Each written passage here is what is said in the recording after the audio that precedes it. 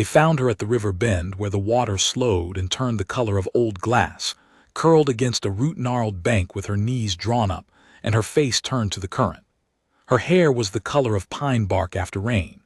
Her hands, enormous and scarred across the knuckles in the old way, were folded under her chin like she was praying or like she had been left there by something that didn't know how to pray but was trying anyway. She was breathing. That was the first thing Sergeant Yale Dresch noticed.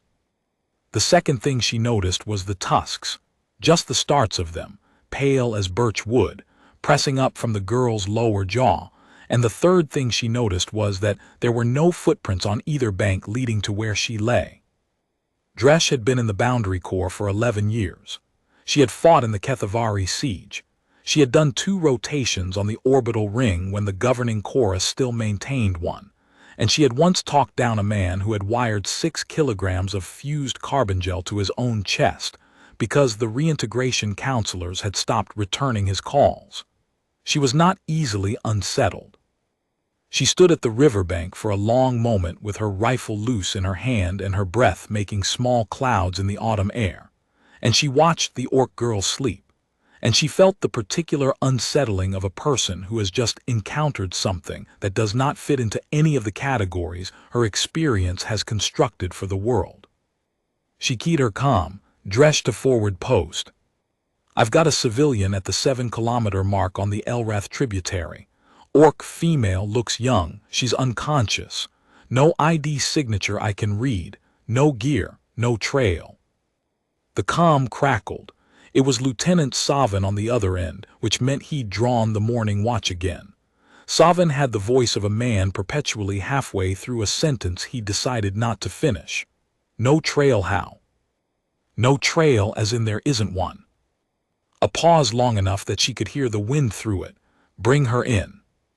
The girl did not wake when Dresch moved her.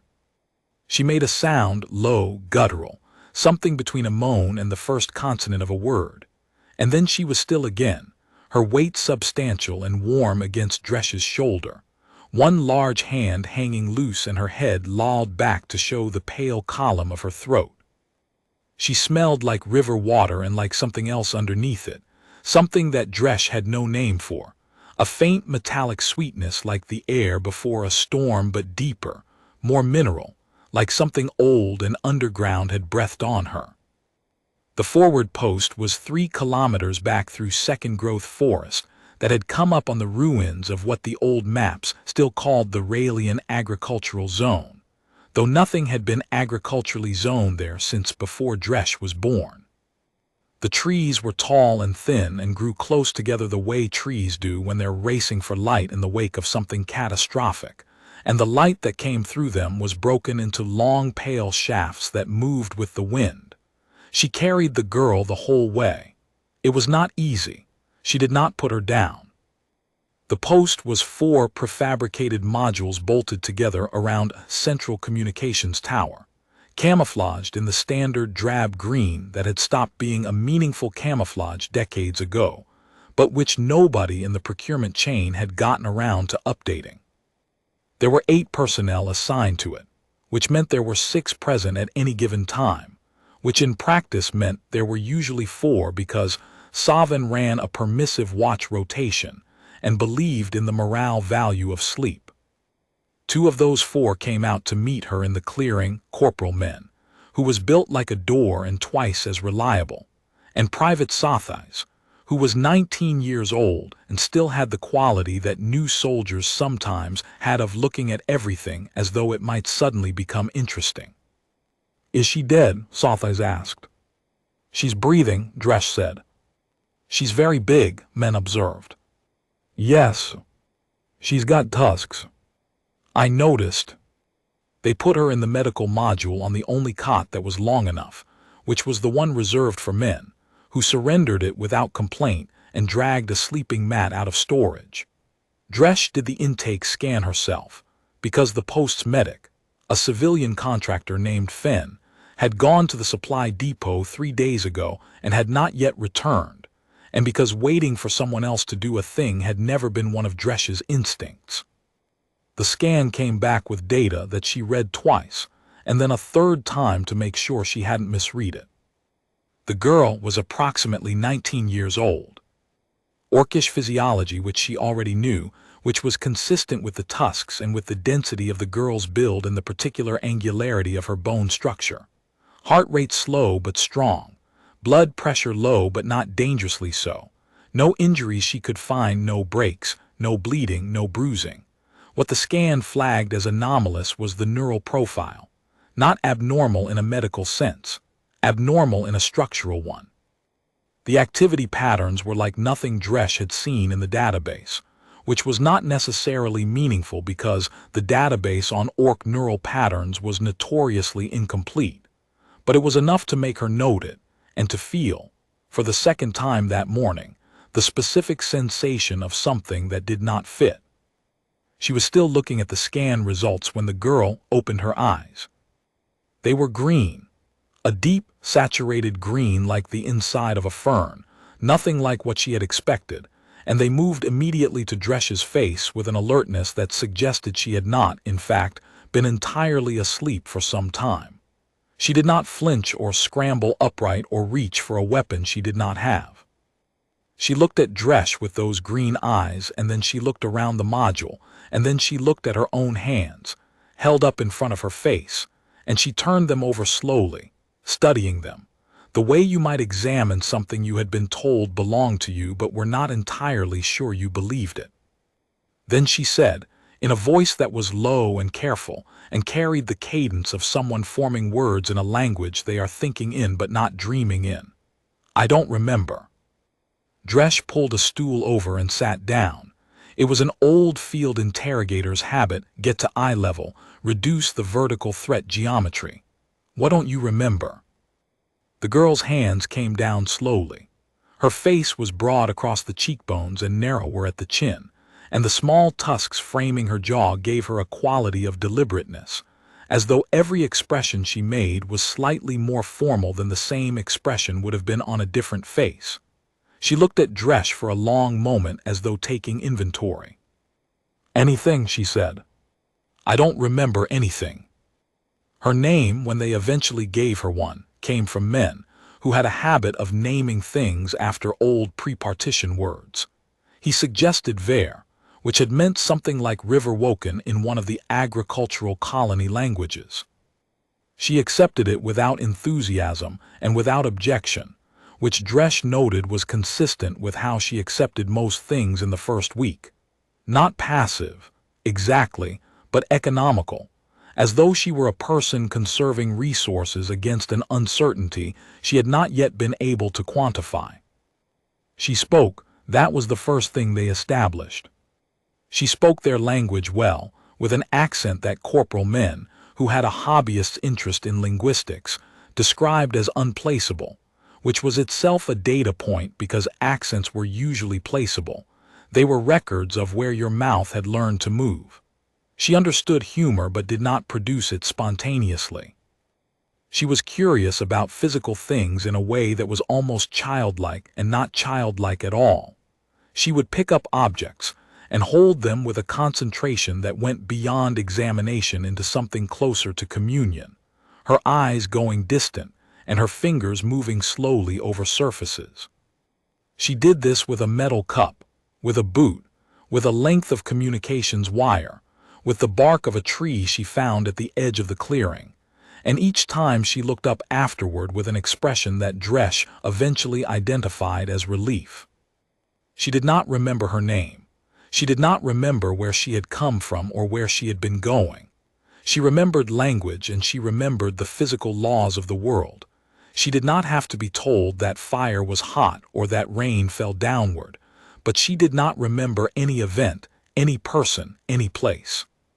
The post-communication relay could reach the Orc territorial advisories, but the advisories reported no missing persons matching her description, which was not especially surprising because the advisories were understaffed, and the records were incomplete, and the territories were vast. Lieutenant Savin, who was not an unkind man but who was constitutionally incapable of sitting with ambiguity, wanted to transfer her to a regional processing center. Dresch told him she would handle it. He gave her a look that was part skepticism and part relief. He had recognized, somewhere in his decade of watching Dresch work, that when she said she would handle something, she meant it in a way that went beyond the usual military use of the phrase. What Dresch noticed in those first days was the quality of the girl's silence. Most people with amnesia in Dresch's experience were frantic. They clawed at the edges of the gap in themselves. They interviewed their own minds compulsively. They were frightened of the blankness. Ver was not. She sat with her blankness the way she sat with physical objects, with that same deliberate attention, as though the absence itself were a texture she was reading. She was frightened of other things. Dresch watched her flinch at an unexpected sound, watched her go very still when two people argued within her earshot, watched her step back from the open comm relay when it chirped with the particular frequency of the long-range signal. But she was not frightened of not knowing who she was. That told Dresch something, though she was not yet sure what. On the third day she found Ver sitting outside the medical module in the pre-dawn dark, facing east, watching the sky turn from black to that specific color that was not yet blue but had stopped being black, and she had her hands flat on the ground beside her, palms down, fingers spread, and she was absolutely still. Dresch sat down beside her, not close enough to crowd. She had good instincts about proximity. After a long time, Ver said, without looking away from the horizon, "There's something in the ground. Ground radiation is elevated east of the river, old industrial residue." "Not that," a pause, "something that's listening." Dresch looked at the eastern tree line. In the early dark it was just a mass, a solid edge against the slightly lighter dark of the sky. The chorus sensors reach this far. The range isn't publicly documented, but core intelligence puts it at about 40 kilometers from any active relay. Ver turned to look at her then. In the pre-dawn her eyes caught what light there was and held it.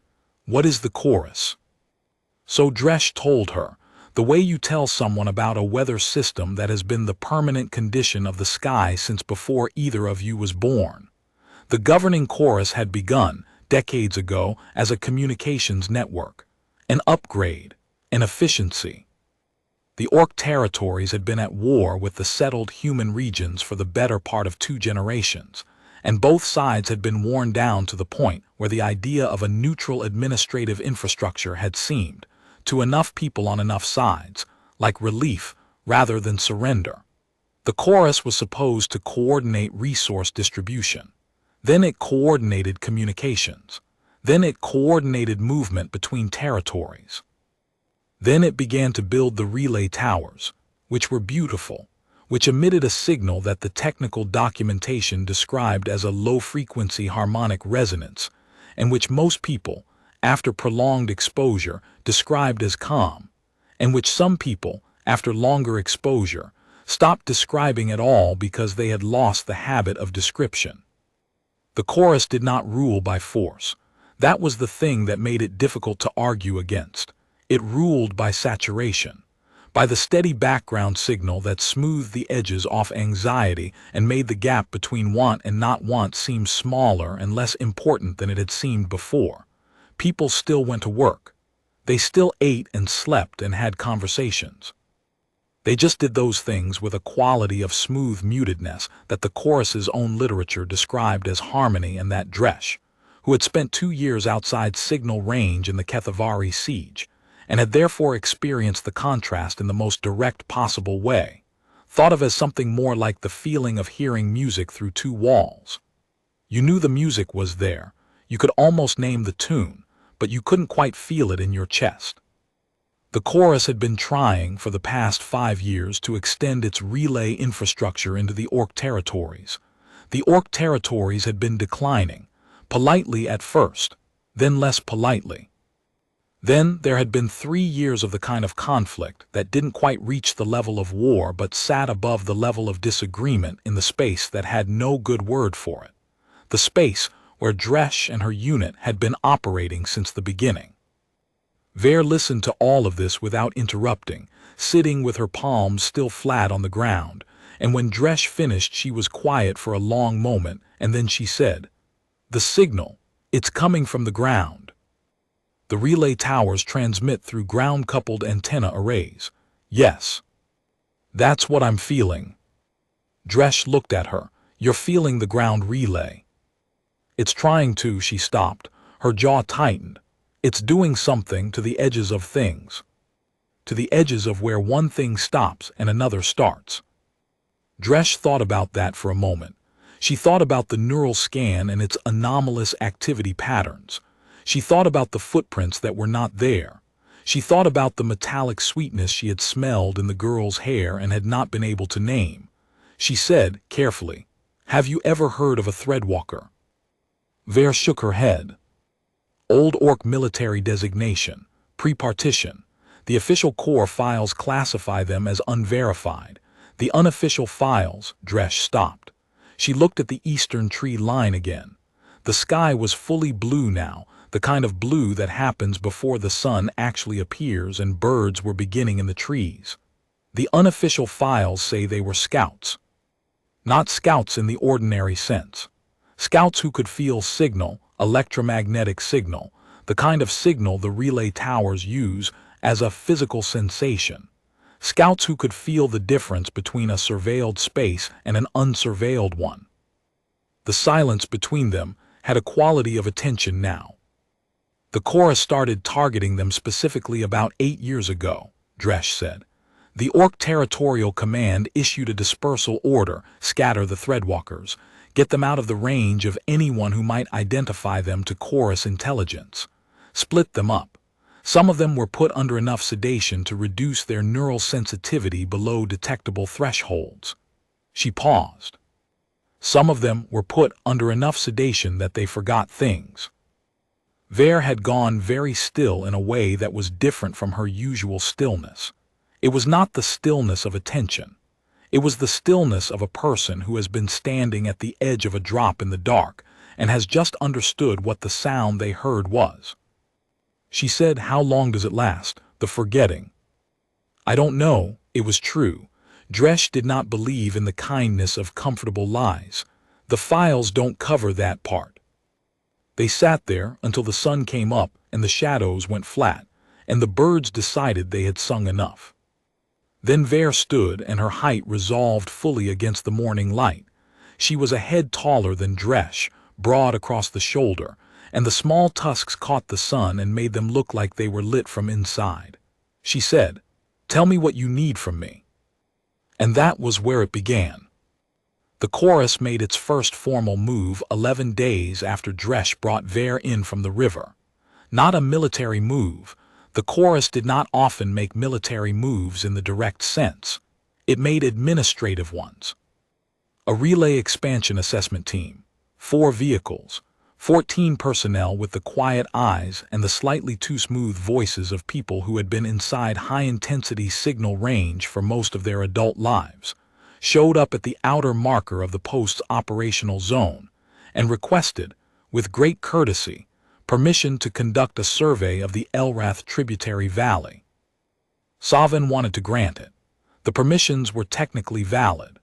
The chorus's infrastructure charter gave it assessment rights within a 50-kilometer radius of any existing relay tower, and the nearest tower was 43 kilometers east, which put the tributary well within the bounds if you were generous with the measurement, which the chorus consistently was.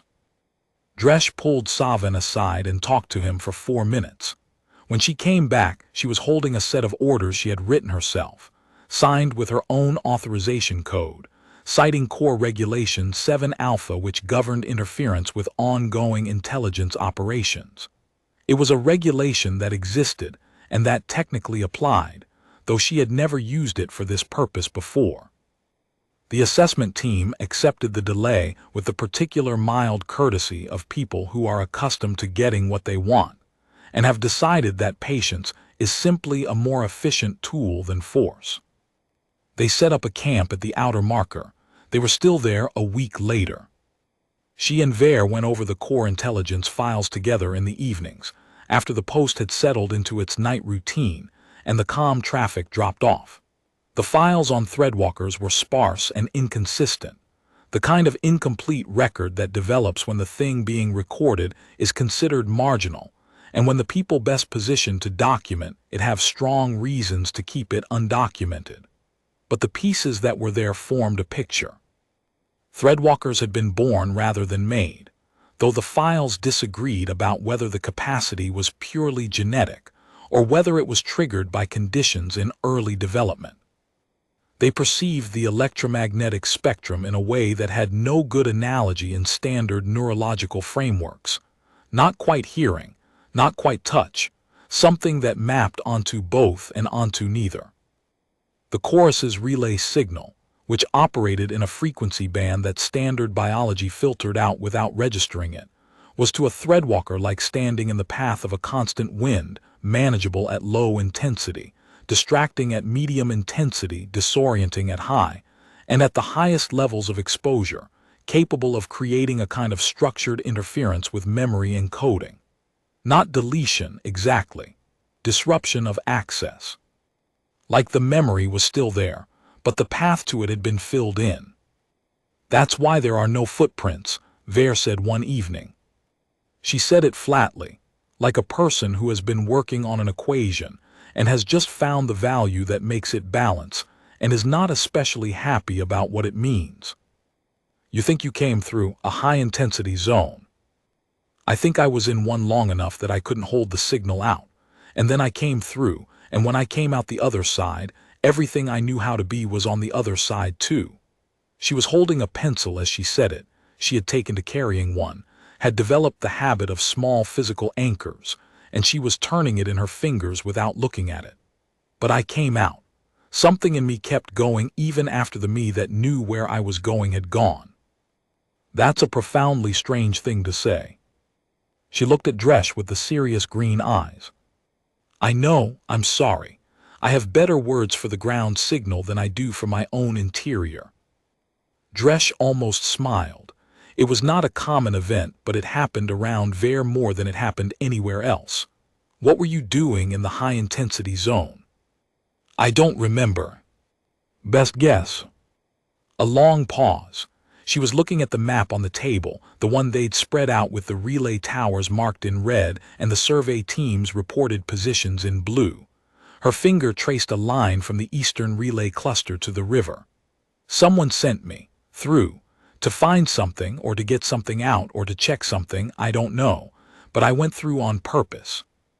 You don't walk into a high-intensity zone by accident if you can feel it coming from a kilometer away. Which means someone on the other side of that zone knew you existed. Which means the chorus's intelligence files might have my name in them. The assessment team at the outer marker made its second formal request 5 days later.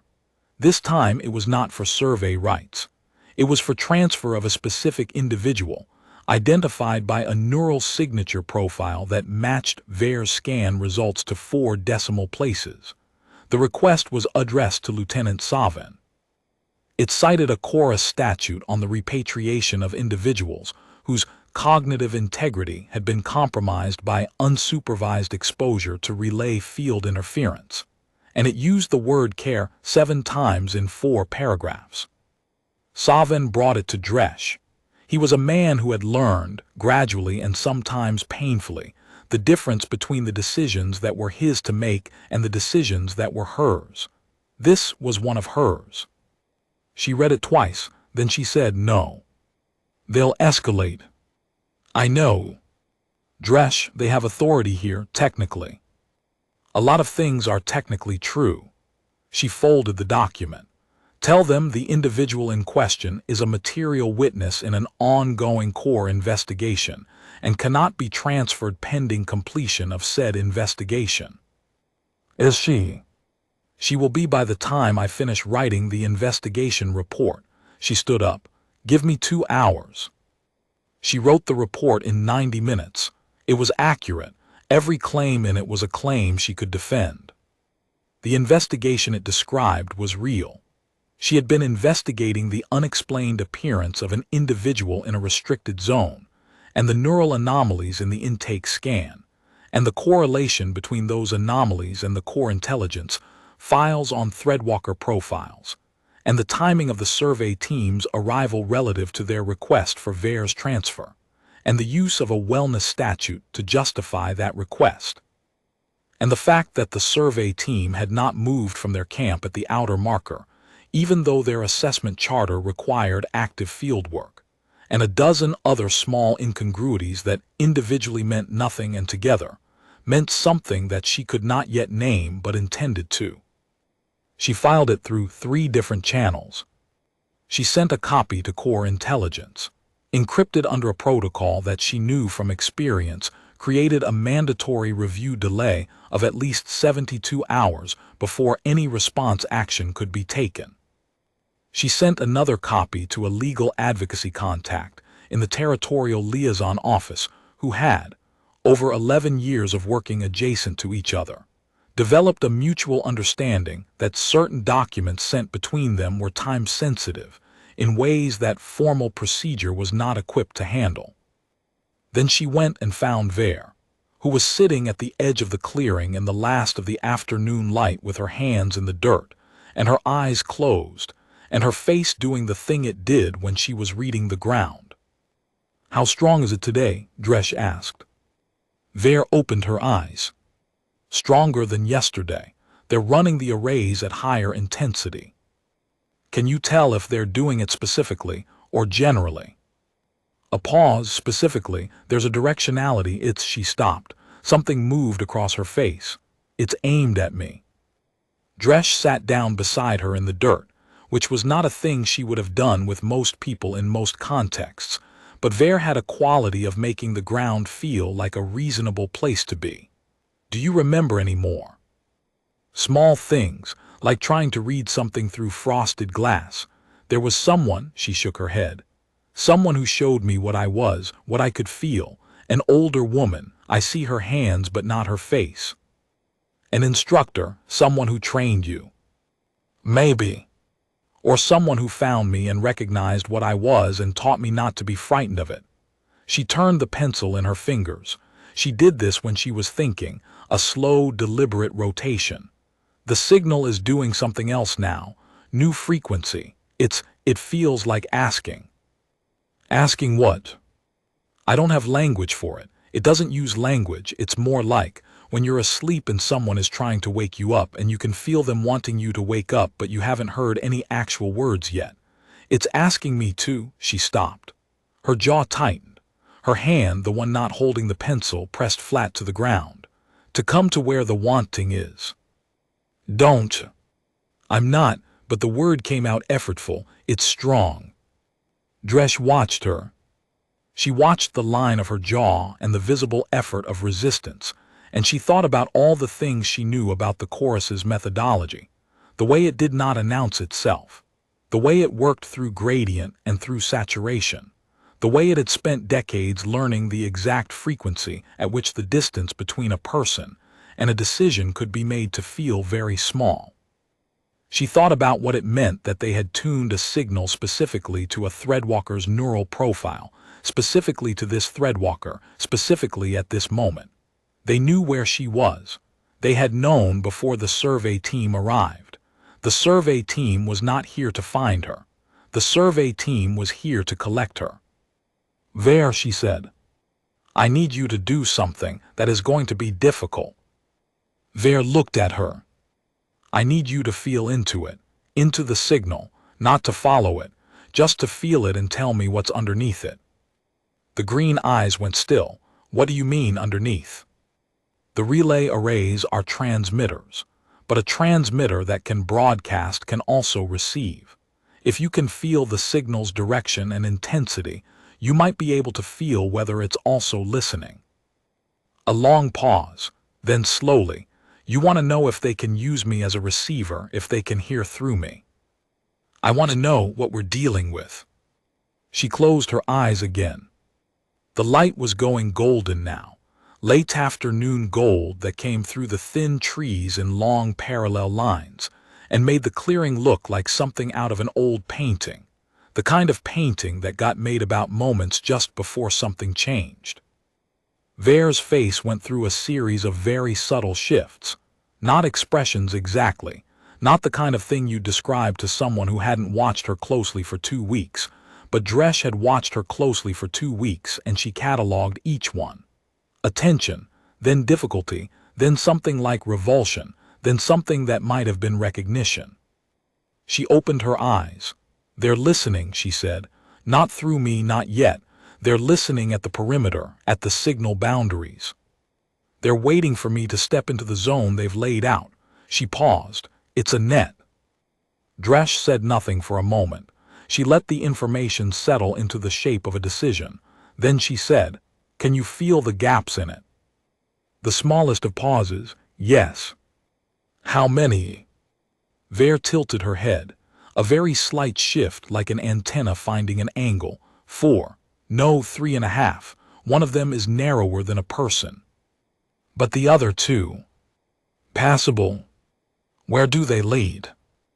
North and, a longer pause, west, back toward the territories. Dresch stood up and brushed the dirt off her hands. She looked at the sky, which was going from gold to the particular dark rose that came before true dark, and then she looked at Vere, and she made a decision of the kind that she had been making for 11 years. Not the kind with options and analysis and consultation, but the kind where all the options had already been analyzed by the accumulated experience of everything that had happened before this moment. And the decision was simply the last move of a thing that had been in motion since she'd pulled a girl out of a river. "Here's what we're going to do," she said. What they were going to do was this: they were going to leave. Not run. She was very specific about this distinction when she explained it to men and Sothis, who were the only 2 she told, because Savin's value to the plan was his genuine ignorance of it. Running implied flight, implied defeat, implied the kind of disorder that left traces and provoked pursuit. They were going to withdraw in an orderly and deliberate fashion, through a gap in a surveillance net that Vere could feel and Dresch could not, toward a set of coordinates that corresponded to a location, 3 days' travel west, where core intelligence files indicated there had been, as of 8 months ago, a community of Orc territorial holdouts who had been specifically not found by 3 Chorus survey operations. The core intelligence files had been compiled by Dresch. She had written them in such a way that anyone reading them would understand they described a location that had been thoroughly searched. Anyone who had spent time in the field would have understood that the files had been written in such a way that anyone reading them would understand they described a location that had been thoroughly searched. It was a distinction that required a particular kind of experience to appreciate. She spent 2 hours assembling what they would need and disposing of what they wouldn't in a way that would look, to a casual read, like standard equipment maintenance. She wrote a report to Savin, formatted as a field operation notification, indicating that she and Vere were conducting a 3-day reconnaissance of the northwestern sector. This was technically true. She left it on his desk, where he would find it after his morning watch in approximately 7 hours. She did not tell him that she had also sent, via the same encrypted channel she'd used for the investigation report, a detailed summary of everything she knew about the survey team, the neural targeting signal, the Threadwalker files, and the wellness statute request to every core intelligence oversight contact she had, along with 3 territorial legal advocacy contacts and a journalist at an independent transmission service who had a standing interest in Chorus infrastructure expansion and a habit of sitting on stories until they were ready rather than publishing them half-formed. She had been building that list for 11 years without ever being entirely sure what she was building it for. Now she knew. They left at 1:30, in the hour when the forest was at its most silent, and the relay signal came up in waves with the temperature differential, and Vere walked 3 paces ahead of her, moving through the dark with a sureness that had nothing to do with night vision, and everything to do with the fact that she was reading the signal the way a sailor reads current. She steered left, then further left, then held up a hand, and they stood still for a long moment while the signal moved around them the way water moves around a stone, and then she said very quietly, "Now," and they moved through the gap like water finding a crack, And there was a moment Dresh would remember this moment for a long time, when she could feel, not the signal itself but the absence of it, the way you feel wind by stepping behind a wall. And in that absence she felt suddenly more present to herself, more specifically located in her own body and her own moment, than she had in a very long time. Then they were in the forest proper, in the dark and the cold and the smell of pine and river, and the trees closed behind them, and the post's lights went small between the trunks, and Ver looked back once and then forward. They walked. The first day was cold and clear, the sky above the forest canopy a deep and particular blue that happened in late autumn before the clouds came in from the west, and they moved without speaking, because they didn't need to, and because the silence of the forest had a quality that talking would have been a violation of.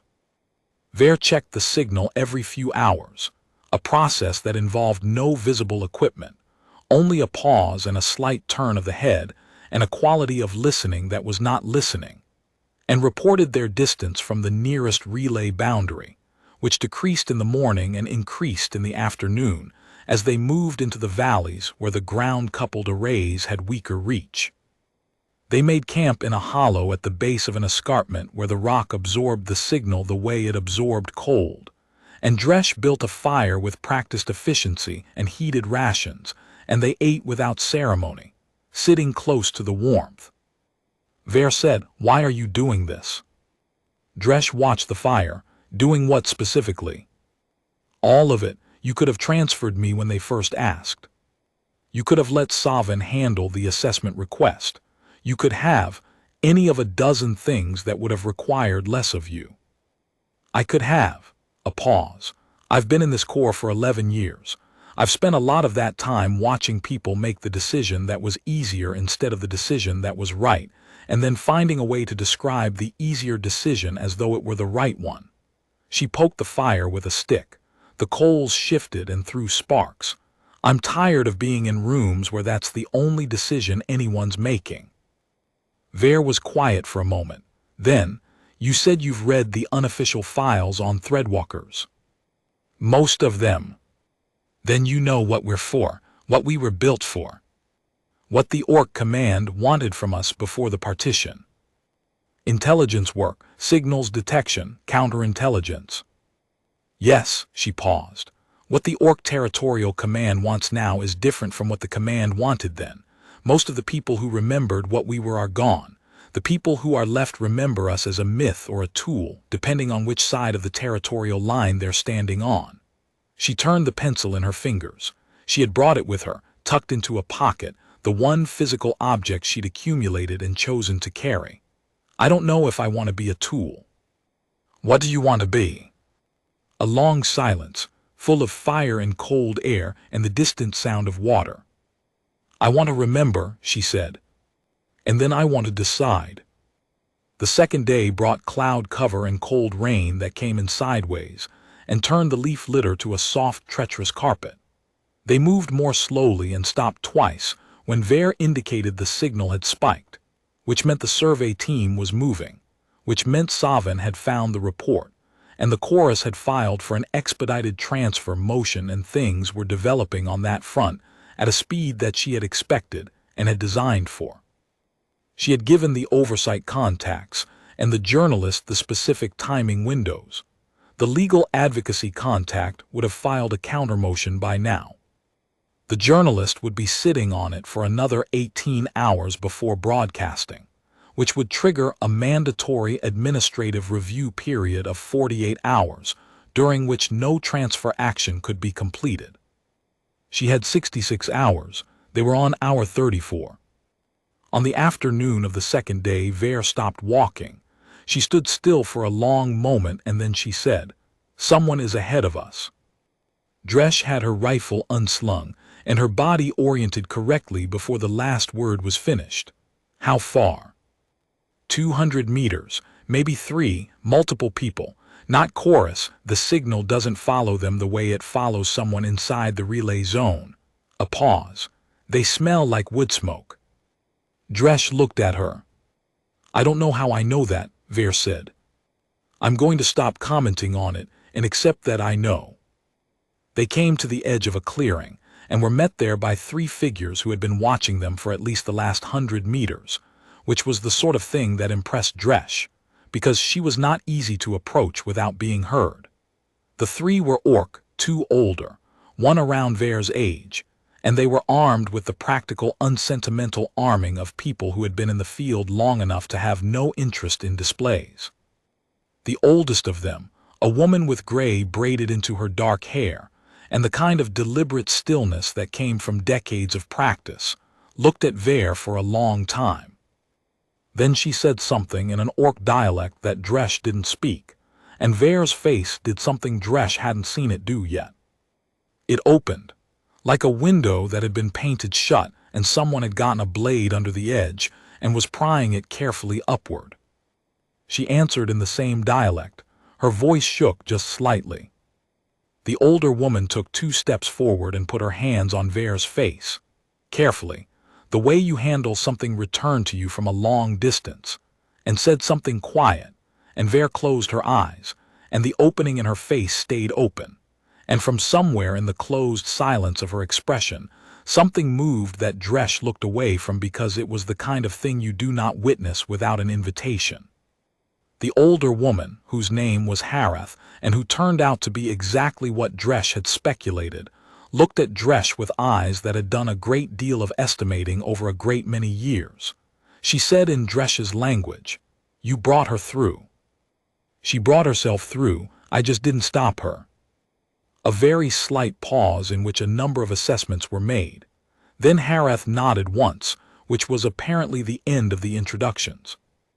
They spent the night in the holdout camp, which was smaller than Dresh had expected and better organized, tucked into a system of granite overhangs that absorbed signal and deflected most of the standard aerial detection methods. There were 11 people. Some of them looked at Dresh with the particular caution extended to members of institutions that had done them harm, and she accepted it without protest because it was earned.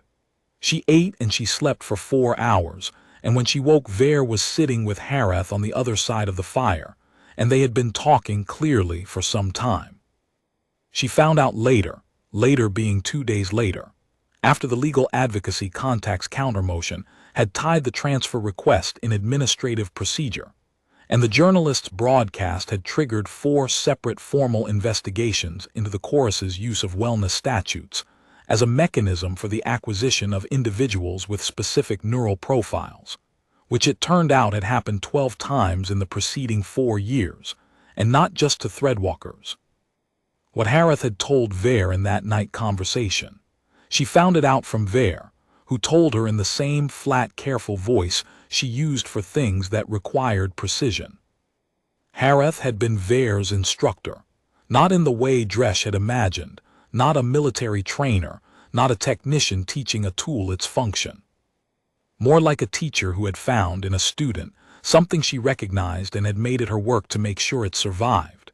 She had given Ver the sedation herself, had chosen the dosage level, had aimed her in her last coherent moment before the signal erasure at the river and had told her, "Go west, go to where the trees thin, go to the water and lie down, someone will find you." She had trusted that someone would find her. She had trusted this with the specific quality of trust that was not certainty, but was something more durable. The trust of someone who had decided that the world owed her this one thing and who had staked everything on it. "She didn't know it would be you," Ver said.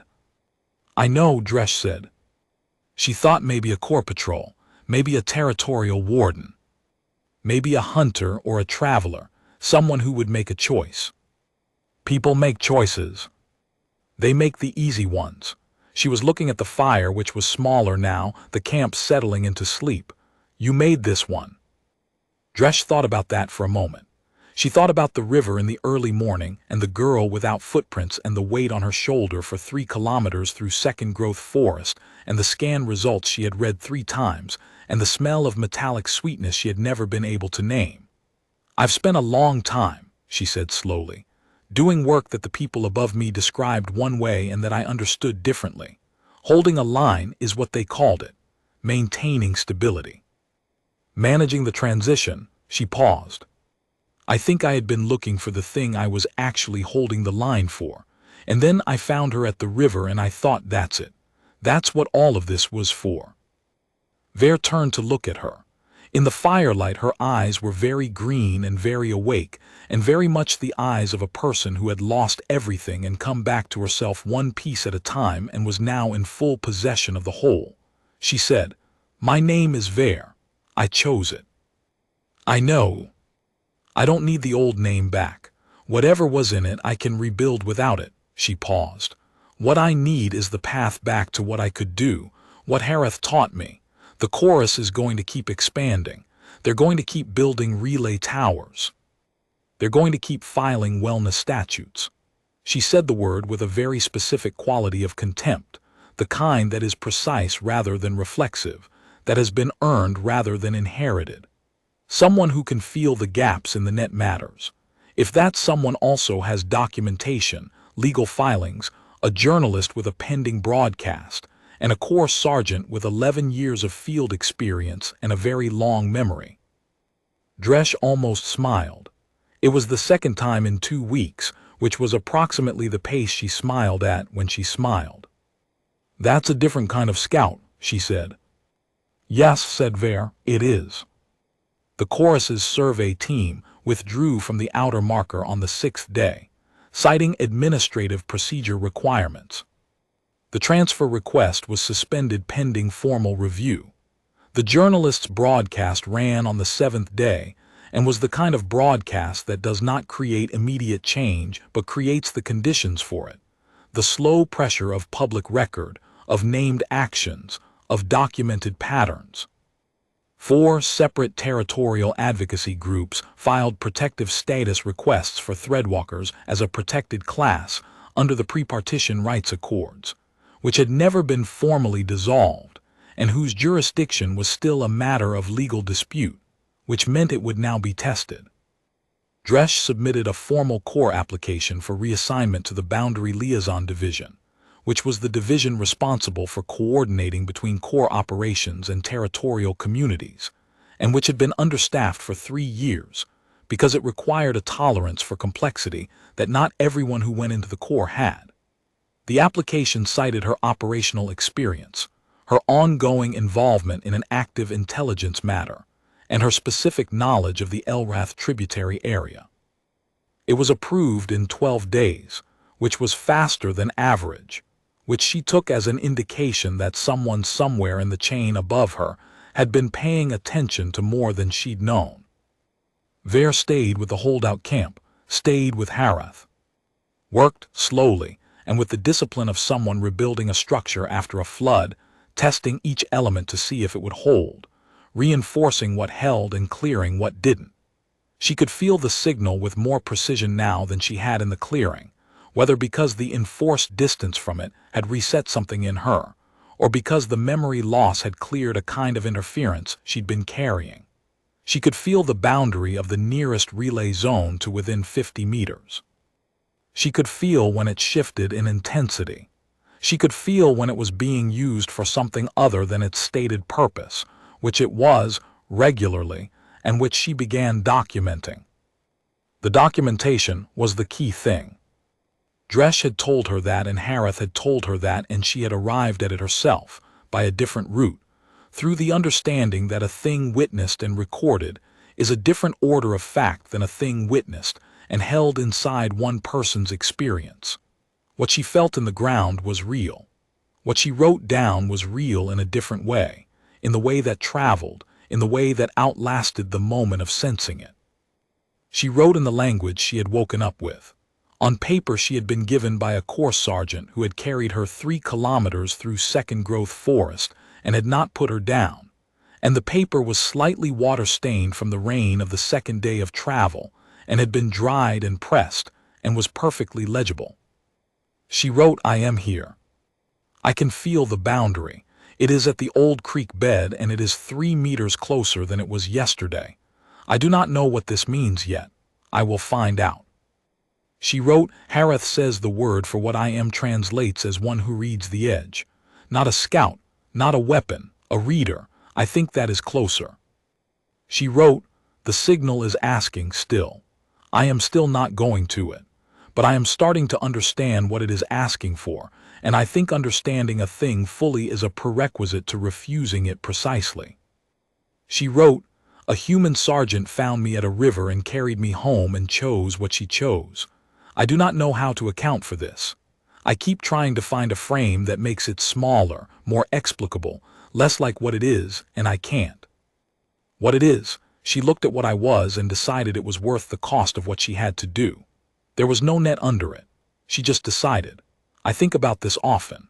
I think it might be the most specifically human thing I have ever encountered, and I have been alive for 19 years and have apparently been near humans for most of them. The capacity to look at a thing with no strategic value and decide it matters. The willingness to carry what is heavy without knowing where you're going with it. These are not things the chorus can simulate. These are not things that transmit through ground-coupled arrays. These are things that happen when a person stands at a riverbank at first light and makes a choice. I was found crying beside a river. I remembered nothing about my past. I remember more now, every day a little more. Harith says it will keep coming back. The memory is not gone. The path is just overgrown. I am cutting it clear. I know what I am. I know the edge of the signal. I know who found me and why it mattered. I know the gaps in the net. I am going to use them." 3 months after Dresch found her at the river, the governing chorus filed for a third expansion of the relay network in the Eastern Territories, citing a public wellness mandate that had been passed under an administrative provision, which meant it had never been put to a territorial vote. 4 advocacy groups challenged it under the pre-partition accords. The challenge would take between 8 months and 2 years to resolve, depending on which court heard it and how the jurisdiction was parsed, and whether any of the 12 judges with relevant experience were still presiding by the time the case was fully briefed, which was not guaranteed because the chorus had learned over the years that judicial appointments were a more efficient frontier than direct legislative action.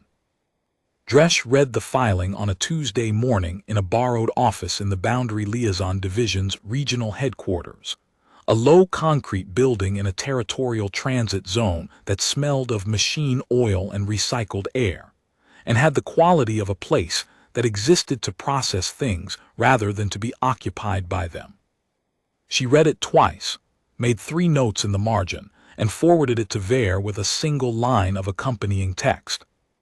The responding message came back in 4 minutes, which she knew was not because Ver had read the 50-page filing in 4 minutes, but because she had been expecting something like it, and had already been thinking about it, which was consistent with what she had observed about how Ver's mind worked. She ran ahead of events the way a river ran ahead of rain, reading the gradient before the water arrived. The message said, "They're expanding the southeast array. I felt it start 2 days ago. The new boundary crosses the Telshan grazing route. That's the one the Orvith Collective uses for the winter migration. I have 6 readings and a map. When do you need it?" Dresch wrote back, "Yesterday would have been good, today is fine." The documentation Ver had been building over 3 months was the kind of thing that looked, to someone unfamiliar with how evidence worked, less impressive than it was. It was meticulous records of signal boundary positions, measured to within meters, dated and timed, cross-referenced against the official relay infrastructure maps that the chorus filed with the Territorial Transit Authority. Those official maps showed boundaries that were consistently and systematically smaller than the actual boundaries Ver measured. The discrepancy was not dramatic at any single point. It ranged from 3 meters to 40 meters, depending on location and time of day. Cumulatively, across the 112 measurement points Ver had logged, it represented a systematic misrepresentation of the relay network's true coverage area, amounting to several square kilometers in the Eastern Territories alone. The official documentation said the network covered X. The actual network covered X plus a margin that existed in no filing, no public record, no hearing, no approval. The margin was invisible to everyone who could not feel it. Ver could feel it. Ver was writing it down. And Dresch was, carefully and with the patience of someone who had learned 11 years ago that the cases that mattered most were never the ones that resolved quickly, building the chain of verified documentation that would allow that felt knowledge to become actionable fact. There was a lawyer in the territorial advocacy system, a woman named Ossian, who had been working on relay network challenges for 4 years and had hit the same wall every time. The wall being that the chorus's internal technical documentation was protected under administrative confidentiality, and the only way to challenge the network's actual coverage was with independent measurement, and independent measurement required instruments. And the chorus had been systematically successful at challenging the calibration and certification of every independent measurement instrument anyone had tried to use, which was not difficult because calibration and certification existed within an administrative apparatus that the chorus had substantial influence over. Ossian had called Dresch 3 weeks after the journalist's broadcast, and they had talked for an hour, and at the end of the hour Dresch had said, "I may have something for you that isn't an instrument." "A person isn't admissible," Ossian had said. "Not as physical evidence, no. But testimony is admissible, and testimony that is corroborated by a pattern of recorded observations, cross-referenced against official filed documentation, with verifiable timestamps and geographic coordinates. That pattern has a different weight than testimony without it." "What's your timeline?" She had given her a timeline. Ossian had been quiet for a moment and then had said, "That's tighter than I'd like." "Yes," Dresch had paused. "Do you want it or not?" "I want it." The timeline was tight because the third expansion filing would be administratively approved under the wellness mandate if it was not formally challenged within 90 days of filing, and the challenge had to include documentary evidence of pattern violations, and the clock was running. They had logged 112 measurements. They needed 150 to establish the pattern to the standard Ossian was confident she could defend. They had 31 days. Dresch drove out to the holdout camp on a Friday in thin winter sunlight that came through bare trees and lit the dead grass in long, cold lines. She brought supplies, standard field rations, a specific medical kit Harith had requested, 2 encrypted communication relays with updated authentication protocols, and she brought the updated measurement form that Ossian had sent, which specified the exact format and geographic notation required for the documentation to be legally usable. Ver was at the edge of the camp, sitting on a fallen log with her hands flat on the bark and her eyes open, and tracking something that was not visible. She looked up when Dresch came into the clearing, and her face did the opening thing, more easily now than it had at first, as though it were a habit she was building or rebuilding. She said, "The southeast boundary moved again. 12 meters since Thursday." Dresch sat down on the log beside her, set the supply pack down and pulled out the measurement form. "Show me." They worked for 3 hours. Ver described positions, distances, directional readings, timing patterns.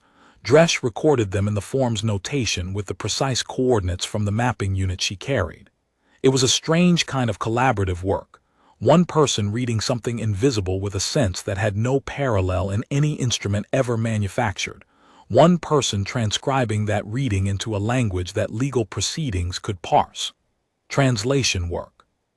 The work of building a bridge between what could be felt and what could be filed. At some point, Harith came and sat across from them with a cup of something warm, and she watched them work without speaking, and Dresch noticed, in the way she noticed things that she did not comment on, that Harith was watching Ver specifically, watching her with the attention of someone who has invested deeply in a thing and is now watching it become what it was always supposed to be. When they broke for a meal, Dresch said to Harith, "Did you know she'd come back to this? When you sent her through the high-intensity zone, did you know she'd rebuild?" Harith considered the question with the unhurried seriousness she gave most things. I knew she was the kind of person who would need to rebuild rather than recover.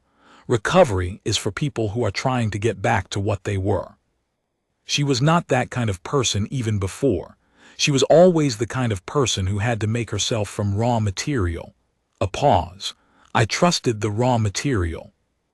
Ver, who had been listening, said without looking up from the map, "You could just say that to me directly."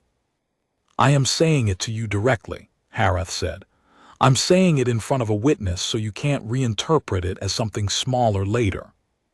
Dresh looked at the map, which had 138 measurement points on it now, red marks on gray paper, the accumulated record of something that could be felt but not seen. It looked like a constellation. It looked like the thing that happens when you take an invisible structure and make it legible through patience and through the specific human stubbornness of people who have decided that a thing that exists in darkness should be required to exist in the light. She thought about the river. She thought about the pre-dawn cold and the girl without footprints and the scan she had read 3 times. She thought about the weight on her shoulder and the 3 kilometers of second-growth forest and the decision that had not felt like a decision at the time, had felt more like the inevitable continuation of the person she had been building herself into over 11 years of work in the gap between the thing people called stability and the thing she called right. She thought about what Ver had written, the capacity to look at a thing with no strategic value and decide it matters. She had never thought of herself as strategic. She had thought of herself as stubborn and occasionally ungovernable and constitutionally incapable of accepting the version of events that was convenient rather than true. Those were not, by any official measure, military virtues. They had gotten her sideways with 3 separate supervisors and lateral transferred out of 2 postings, and into one that her career file described as specialized, and that her colleagues described as the place they sent people who were difficult. She had been in the difficult place for 7 years, doing the work that nobody upstairs wanted to look at too closely, and she had been, in those 7 years, absolutely at peace. The chorus's relay network was expanding. It would keep expanding. The cases would be fought and some would be lost and the documentation would accumulate, and some of it would matter and some of it would be buried and the world would not change on a schedule that was satisfying or clean. She knew that. She had known it for 11 years. She had stayed anyway, doing the work, building the record, maintaining the specific and unglamorous practice of writing down what was true. Now she had someone beside her who could feel the edges of what she was trying to document. Someone who had come out of the high-intensity zone with the path to herself cut away and had begun, one memory and one measurement at a time, to cut it back clear. They finished the session with 142 measurements, 8 more to the target. Dresh filed the day's batch through the encrypted channel to Ossian's office and drove back through the bare winter trees with the heater running low and the thin sunlight going red at the horizon. She had 28 days left on the timeline. She was not worried. She had seen worse odds in worse weather with less to work with. She had carried a girl 3 kilometers through second-growth forest on a cold morning with no idea where she was going and no certainty that anything would come of it. Only the specific, irrational human conviction that the thing in front of her was worth the weight of it. That was the thing the chorus would never be able to account for. Not in a filing, not in a wellness statute, not in a low-frequency ground-coupled signal aimed at the specific neural profile of a person it wanted to collect. The thing that happened when a human being stood at the edge of an impossible problem and decided, on no strategic basis whatsoever, to pick it up and carry it towards somewhere better. The math didn't work. The risk-reward calculus was a disaster. The official record would not, in most cases, mention it at all. It happened anyway. It kept happening. It was, Dresh thought, driving west in the cold red last of the light with 28 days on the clock, and 142 measurements filed, and a threadwalker in a winter forest cutting her memory clear with the precision of someone who had been taught that what you could feel, and what you could prove were, with enough patience, the same thing. It was, she thought, maybe the most specifically human thing there was. Not the winning, not the moment of triumph or the vindication or the clean resolution that stories usually ended with. The carrying. The willingness to carry what was heavy through whatever forest, for as long as it took, towards something that might or might not be there when you arrived, because the alternative was to put it down, and that was not something you were going to do. She drove west. The trees thinned and the stars came out. Somewhere behind her, in a holdout camp tucked under granite in a winter forest, a young woman with green eyes and pale tusks was sitting with her hands in the dark earth, reading the edges of an invisible net, writing down what she found. She was here. She could feel the boundary. It was 3 meters closer than yesterday. She was going to find out what that meant. She always did.